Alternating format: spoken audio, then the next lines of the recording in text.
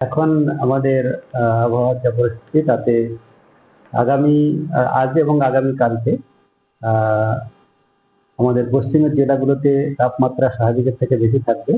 তার জন্য কয়েকটা জেলাতে, যেমন আমাদের পশ্চিম বর্ধমান, বাঁকুড়া, বীরভূম, পশ্চিম মেদিনীপুর এবং পুরুলিয়া, ঝাড়গ্রাম, এইসব জেলাগুলোতে আমাদের হট এবং হিউমিড, যেটা আমাদের উষ্ণ এবং আর্দ্র আবহাওয়া বলি, সেই রকম থাকার সম্ভাবনা রয়েছে। এখানে তাপমাত্রা স্বাভাবিকের থেকে 3-4 ডিগ্রি বেশি থাকার সম্ভাবনা, আর আর্দ্রতাও সন্ধ্যা থেকে হওয়ার সম্ভাবনা। তার জন্য আমাদের হট এবং হিউমিডের সতর্কতা রয়েছে।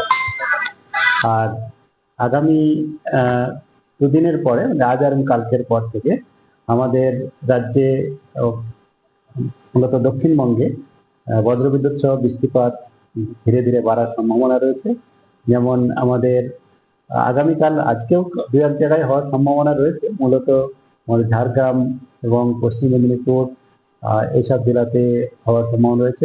উপরের দিকে আপনার বাঁকুড়া, বীরভূম এবং পশ্চিম বর্ধমান, এইসব জেলাতে কিছুটা সম্ভাবনা সন্ধ্যার দিকে রয়েছে। মানে পশ্চিমের জেলাগুলোতে সন্ধ্যার দিকে কিছুটা সম্ভাবনা বজ্রগর্ভ মেঘ সঞ্চারের সম্ভাবনা রয়েছে।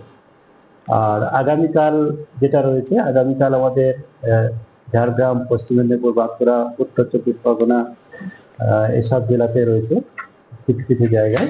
তার সঙ্গে সঙ্গে রয়েছে আমাদের বীরভূম, মুর্শিদাবাদ, পূর্ব পশ্চিম বর্ধমান, পুরুলিয়া, নদিয়া, এসব জেলাতেও 40 থেকে 50 পর্যন্ত যেতে পারে।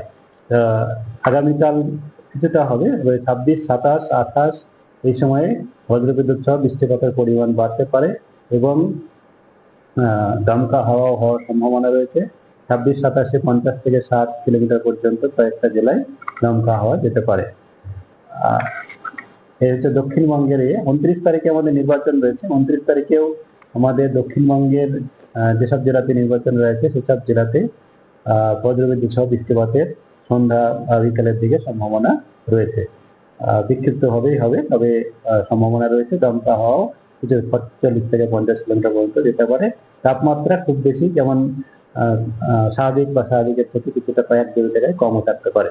উত্তরবঙ্গের জন্য যেটা বলা হয়েছে, সেটা উত্তরবঙ্গে আগামী 24 ঘন্টায় বিক্ষিপ্ত হবে 1-2 জায়গা করে বজ্রবিদ্যুৎ সহ বৃষ্টিপাত, এবং উত্তরবঙ্গে আগামীকাল থেকে বজ্রবিদ্যুৎ সহ বৃষ্টিপাতের পরিমাণ বাড়বে। সেক্ষেত্রে দমকা হওয়ার সম্ভাবনা রয়েছে 50 থেকে 60। দমকা হওয়ার সম্ভাবনা রয়েছে মালদা, উত্তর দক্ষিণ দিনাজপুর এবং জলপাইগুড়ি, দার্জিলিং জেলাতে। বাকি জেলাতে 40 থেকে 50 কিলোমিটার পর্যন্ত যেতে পারে। আর কালকে উত্তরবঙ্গে মূলত রাত্রের দিকেই জলপাইগুড়ি এবং আলিপুরদুয়ারে ভারী বর্ষারও সম্ভাবনা রয়েছে। আর 26 তারিখেও সম্ভাবনা রয়েছে জলপাইগুড়ি, কোচবিহার, দার্জিলিং জেলাতে দমকা হাওয়া সহ 50 থেকে 60 পর্যন্ত যেতে পারে। বাকি জেলাগুলোতে 40 থেকে 50।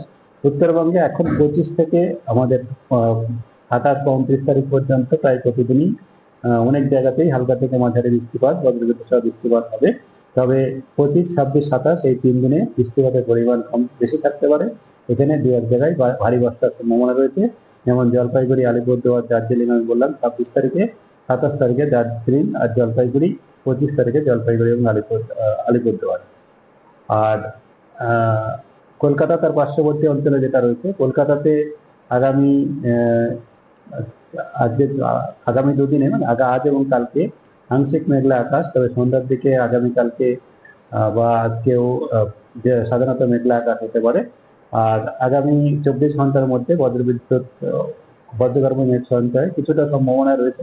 তবে 26, 27-এ কলকাতাতেও সম্ভাবনা রয়েছে বজ্রবিদ্যুৎ সহ বৃষ্টিপাতের, এবং নির্বাচনের দিনেও কলকাতাতে কিছুটা সম্ভাবনা রয়েছে বজ্রবিদ্যুৎ সহ বৃষ্টিপাতের। আর তাপমাত্রা দুদিনের পরে, আজ এবং কালকের পরে তাপমাত্রা ধীরে ধীরে কমবে। সেক্ষেত্রে সব জায়গাতেই স্বাভাবিকের কাছাকাছি এসে যাওয়ার সম্ভাবনা রয়েছে। যেমন এখন আমাদের পশ্চিমের জেলাগুলোতে বেশি তাপমাত্রা রয়েছে, যেটা স্বাভাবিকের কাছাকাছি চলে আসার সম্ভাবনা।